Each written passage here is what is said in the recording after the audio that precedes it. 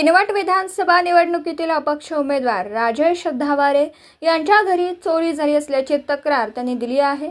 त्यात त्यांच्या घरातील स्टीलच्या डब्यातील 80,000 रुपये चोरी गेले असल्याचं त्यांनी किनवट पोलिसात दिलेल्या अर्जात नमूद केलं।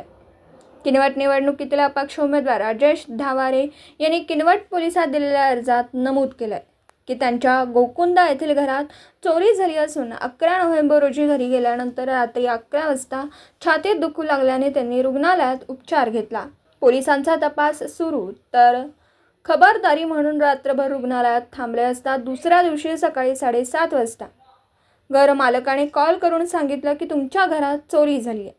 त्यानंतर घरी जाऊन पाहिलं असता घरातील सर्व सामान अस्ताव्यस्त होतं, तर एका स्टीलच्या डब्यात 80,000 रुपये रोख ठेवले होते ते चोरीला गेले असं निदर्शनास आलं।